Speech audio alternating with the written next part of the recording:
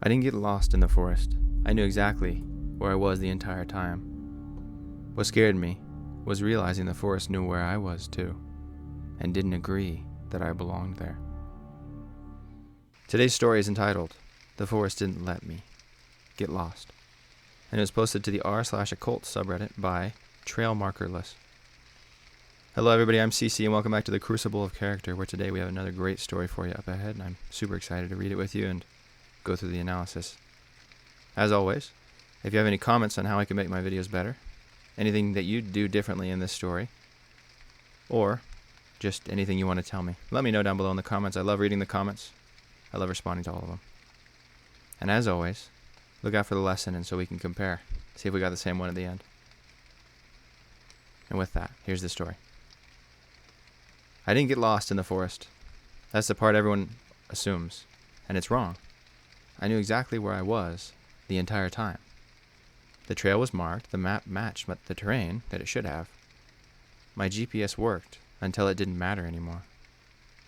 I was only there because I took a shortcut. I was driving home from a job interview that hadn't gone well and saw a sign for a state forest I'd never heard of. Brown metal, white lettering, nothing dramatic. The road through it shaved 40 minutes off the drive, according to my phone. I turned without thinking. The forest closed in almost immediately. Tall trees packed tight, their branches interlocking high above the road. The light changed first.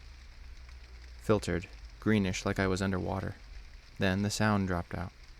No wind, no birds, just the steady crunch of tires on gravel. After 10 minutes, my phone lost signal. After 20, the road narrowed. After 30, I realized I hadn't passed a single turnoff on either side. I pulled over at a trailhead marked with a weathered wooden sign. No name, just a symbol carved into it. A circle, broken by 3 vertical lines. I don't know why I got out of the car. I told myself I needed air, that I needed to stretch, that walking a few minutes would clear my head. All reasonable and justifiable lies. The trail was well maintained, packed dirt, old boot prints, occasional markers nailed to trees at eye level, wooden plaques with the same symbol from the sign. Circle, 3 lines. I walked for maybe 5 minutes before I felt it, the sensation of being slightly behind myself. Not watched, not followed, just delayed, like my movements had an echo that arrived a fraction of a second too late. I stopped. The forest didn't react, so I took another step. The delay returned. I checked my watch, which was still ticking normally, but my sense of time felt wrong. Stretched and elastic. That was when I noticed the trees hadn't changed. Same bark patterns, same crooked roots, same broken branch hanging at shoulder height. I hadn't looped back. I was still moving forward, but the forest wasn't progressing with me. I called out. My voice came back altered, not echoed, rephrased. The sound returned flatter, stripped of tone, like the forest had repeated the shape of my words without understanding them. I turned around. The trail behind me was narrower than before. Not dramatically, but just enough for me to notice that something had changed. I started walking faster.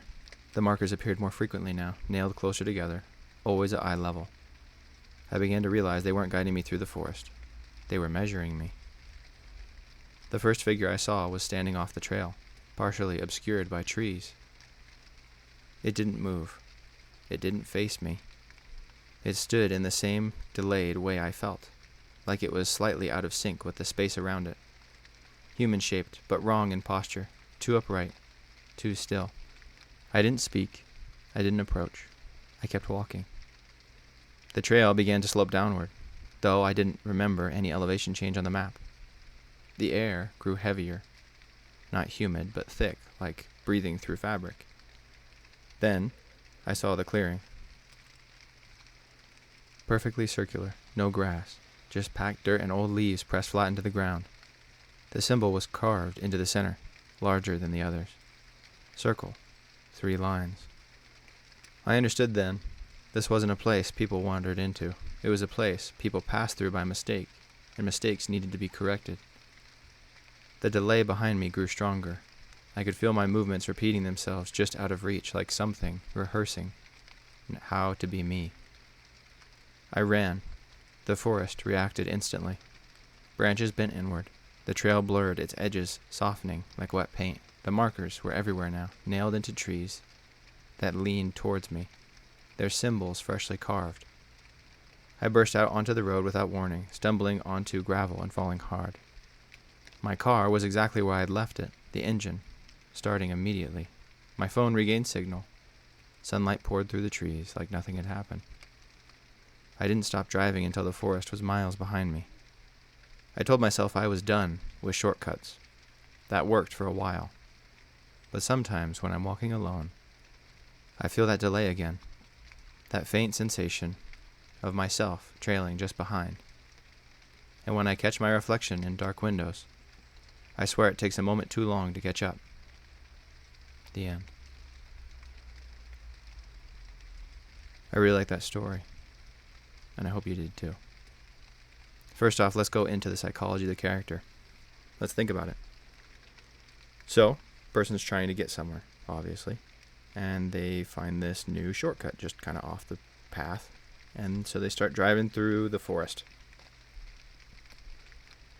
Now, I feel like if I am noticing, that the color tint of the sun has changed to look like it's almost underwater, I'm probably going to turn my car around at that point and get out of there. But I think this goes to show you that the psychology of this person is kind of in a place where, okay, I've done so much already, kind of like a sunk cost fallacy. And so I think this story is kind of an excellent tale of do not fall for a sunk cost fallacy, right? So if this person is, pushing and pushing and pushing, I got to get to where I'm going, obviously they've had bad stuff happen to them before. Maybe they lost a tire, maybe they're out of gas in the middle of nowhere, whatever it was, that at this point in time, it does not matter how they get to where they're going. They are going to get there. So I think this brings us to a great transition into the lesson. I talked about it a little bit before, that being of sunk cost fallacies, and to be wary of them. So for those who don't know, a sunk cost fallacy is where you are putting so much time and effort and energy and ability into something, or money as well. And because of that, you can't justify ending your desire to reach the end goal. It's basically like saying, maybe on average, if you were to do $10 scratch-offs at about let's say at $200, you could win that $100,000, right? And again, these are all fake numbers, but let's just say you keep doing them. You do the $200 one, right? You've done 20 of them now, and you don't get it. But you're already $200 in, so why would you quit when it's just right here, right? It must be. I mean, the averages are talking about it. You should be right here. That's a sunk cost fallacy. So I think in this story, this character has kind of given up any sense of maybe normal, rational thinking in the pursuit of trying to get to this end goal. They have thrown it all out to say, you know what, it doesn't matter, I need to get there, right?